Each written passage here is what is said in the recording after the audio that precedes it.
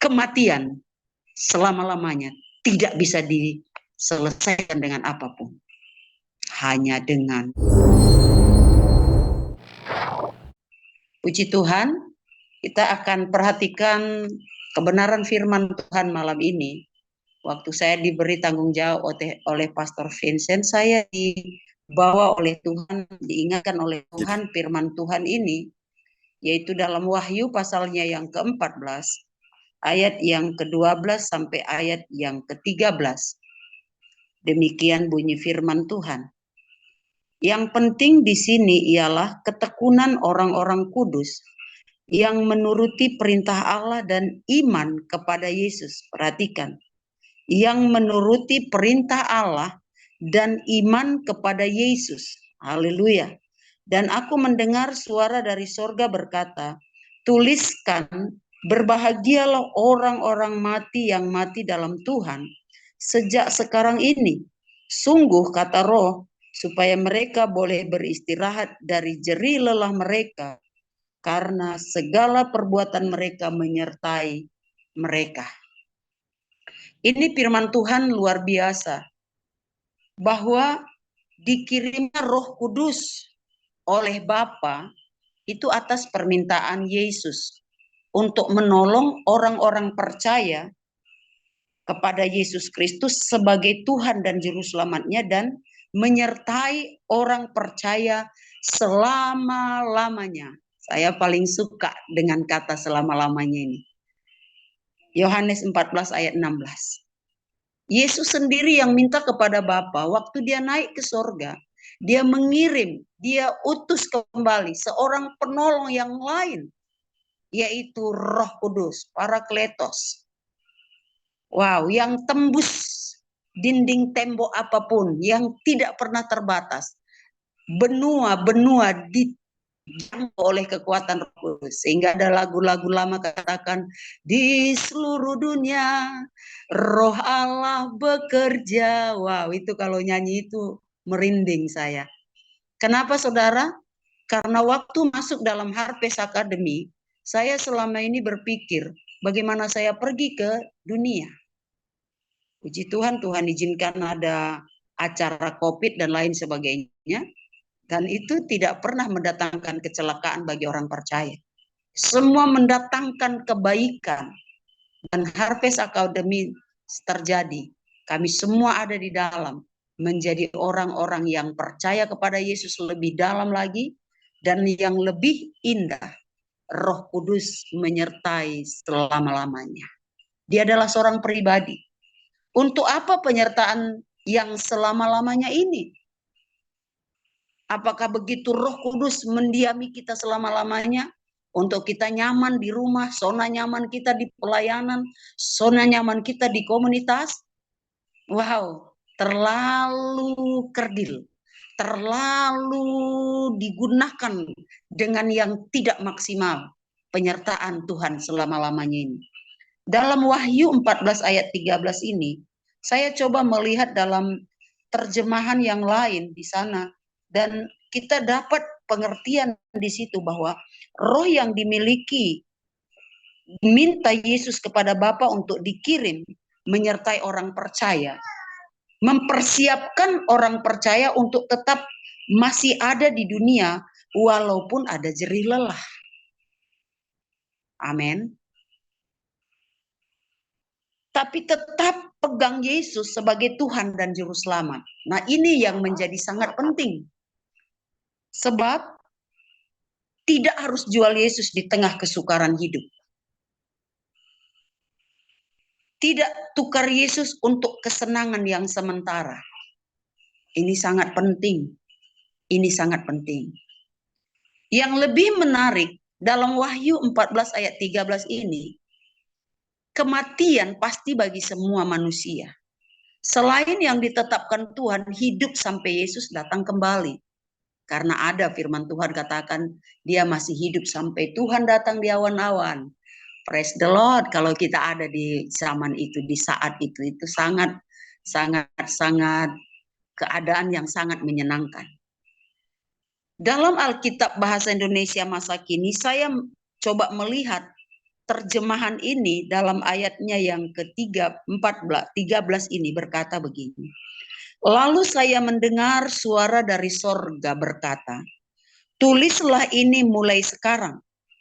Berbahagialah orang-orang yang mati selagi melayani Tuhan. Wow, ini terjemahan dalam bahasa Indonesia masa kini. Berbahagialah orang-orang yang mati selagi melayani Tuhan. Benar, tanda seru di situ. Jawab Roh Allah, mereka akan berhenti bekerja keras karena hasil pelayanan mereka selalu akan menyertai mereka.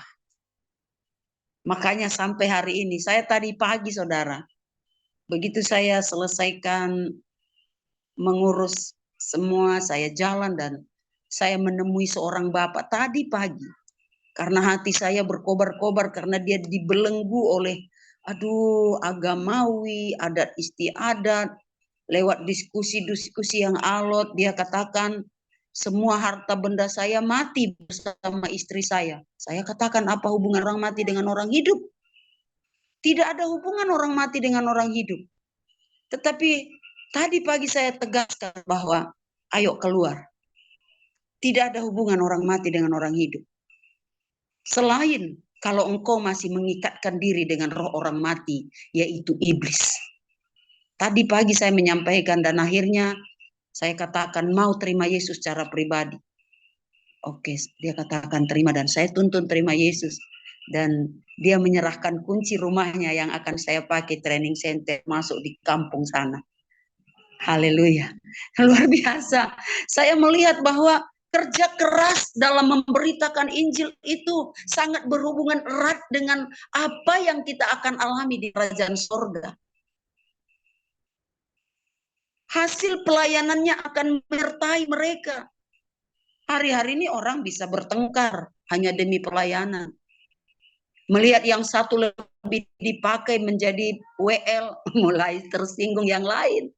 Wow, terlalu krisis moral di dalam rumah Tuhan hari-hari ini. Apakah pelayanan yang begitu yang dimaksud oleh Roh Allah malam ini?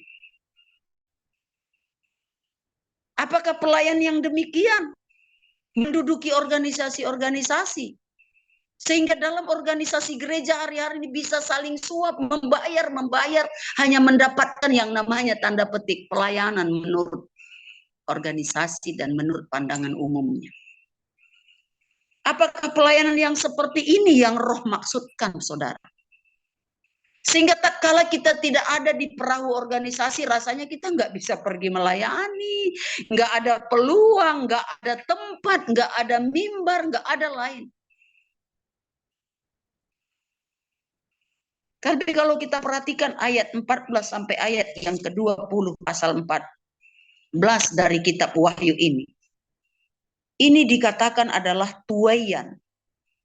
Tuaian. Dan waktu saya baca tuaian ini, waktu sabit itu dikebaskan, yang keluar darah. Lalu saya diingatkan firman Tuhan tadi siang.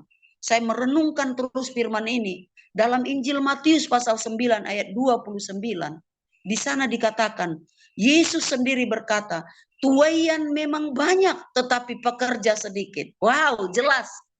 Jelas hari ini. Tuaian memang banyak tapi pekerja sedikit. Pendeta banyak tapi yang pergi memberitakan Injil sedikit. Sehingga kita hari-hari ini mendengar kesaksian apa? Saya beli mobil Fortuner. Saya dapat rumah, saya dapat villa dan lain sebagainya. Saya kalau dengar kesaksian ini, panjang tadi pelayanan saya, saudara. Tapi saya bersyukur ada di Harvest Academy. Semua mindset itu dirubah, dirontokkan. Dan waktu sukacita terbesar, tatkala orang mengaku dosa, membuka hati, menerima Yesus dalam hidup mereka, ada sukacita besar yang tidak bisa dibayar oleh harga Fortuner, yang nggak bisa dibayar dengan pila yang begitu mahal. Tapi sukacita itu meluap-luap dan terus ingin mencari. Bukan lagi tunggu orang datang ke pastori, bukan. Saya diingatkan dalam Lukas pasal 10 ayat yang kedua. Karena itu mintalah kepada Tuhan itu, supaya dia memberi pekerja. Wow, luar biasa. Di Harvest Academy kita tidak diberi titel apapun.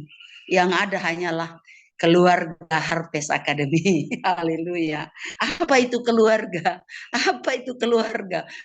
Berarti ada saling terikat, terhubung satu dengan yang lain. Dan dikatakan pelayanan itu akan menyertai mereka.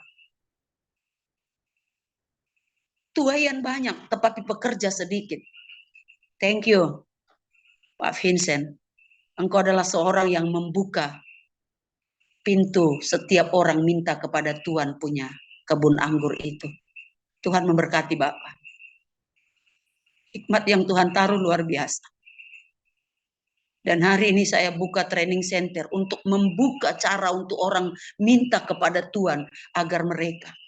Dan saya bersyukur tadi malam seorang anggota training center saya WA saya katakan, "Ma, tadi saya pergi di kompleks yang tempat judi, jual narkoba. Di sini ada seperti Las Vegas begitu.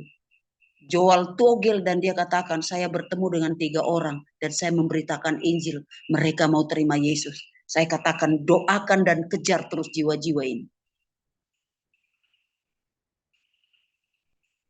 Pelayanan dan mereka itu akan menyertai mereka. Jiwa yang diselamatkan dari kecemaran dunia ini.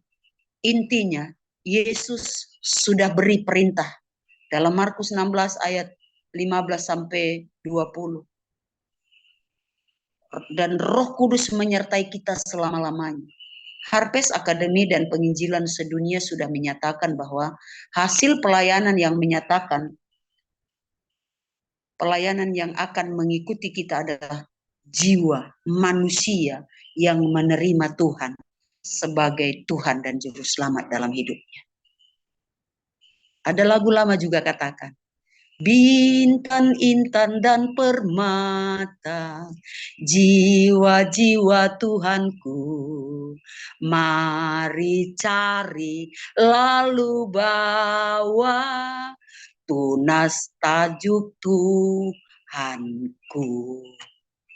Kita bekerja. Saudara, hari ini diwisudakan. Ada rasa takut pertama kita memberitakan Injil. Kita takut nanti mereka tersinggung. Nanti mereka nggak enakan dengan saya. Hari ini saya mau katakan dengan jelas. Ingat, engkau sedang memegang amanat dari tempat yang maha tinggi. Engkau tidak perlu takut kepada siapapun. Urusan perasaan, urusan emosional, kita taklukkan ke bawah otoritas Roh Kudus. Sehingga mereka hanya bisa berkata, Yesus adalah Tuhan. Rasa takut kita akan runtuh tatkala tidak ada kepentingan apapun waktu kita pergi mencari jiwa bagi Tuhan. Dulu saya kalau pergi cari jiwa, saya berpikir supaya gereja saya penuh dengan jiwa. Sekarang saya pergi nggak terpikir persembahan, tidak terpikir nanti bensin isi dengan apa di mobil. Tapi Tuhan sediakan semua. Tuhan sediakan. Wow, keren. Luar biasa. Mereka ada yang takut hari ini. Katakan kepada roh ketakutan, roh yang ada dalam diri saya lebih hebat dari semua roh itu. Ada orang merasa tidak urgensi untuk memberitakan Injil. Ingat, di seluruh dunia hampir 1 orang setiap detik mati tanpa mendengar dan mengetahui yang namanya kehidupan kekal di dalam Yesus. Oleh sebab itu, ini sangat urgen, sangat penting. Hanya 1 obat untuk kematian selama-lamanya, yaitu Yesus. Beritakan itu. Mau om kah, mau tante dalam rumah kah, pembantu kah, sampaikan. Mau bos di kantor kah, siapapun dia, sampaikan. Sebab lebih jahat dari virus apapun, yaitu dosa. Dan yang bisa menyelesaikan dosa hanya Yesus Kristus Tuhan kita. Ketiga, banyak orang tidak merasa melihat setiap orang itu seperti Yesus melihat. Dan hari ini mari kita belajar memandang jiwa-jiwa itu seperti Yesus melihat. Jiwa itu harus dengan mata Yesus kita memandang. Sehingga dalam semua pertimbangan kita, siapa yang saya perlu beritakan Injil, siapa yang bla bla bla bla, itu harus dengan sendirinya tidak tertanam dalam diri kita. Tapi siapapun yang kita temukan, mereka perlu Yesus. Mereka perlu Yesus. Bagian keempat, mereka tidak tahu, banyak orang tidak tahu cara memberitakan Injil. Saya percaya lewat 4 modul yang kita sudah terima di Harvest Academy, sangat sederhana untuk kita menyampaikan obat kematian itu. Kalau saya sudah tahu obat kematian itu, obatnya Yesus, saya ketemu dengan siapapun, saya akan tetap sampaikan Yesus. Masa obat bisul aja hanya daun-daun dikucek-kucek harus kita sampaikan kemana-mana. Itu bisul dibiarkan dia pecah sendiri juga, saudara. Tapi kematian selama-lamanya tidak bisa diselesaikan dengan apapun. Hanya dengan menerima Yesus sebagai Tuhan dan Juru Selamat dalam hidup kita. Oleh sebab itu, pegang kuasa dan otoritas dari tempat yang maha tinggi, apapun profesi Bapak, Ibu, Saudara sekalian, tetap lakukan pelayanan ini. Beritakan Yesus sebagai Tuhan dan Juru Selamat selama-lamanya dilakukan sampai kematian di dalam Tuhan menjemput hidup kita. Selama hamba masih bernapas, hamba tetap jadi pekerjahu. Jikalau nyawaku tetap terlepas, kupandang wajah Tuhanku. Tuhan memberkati kita semua.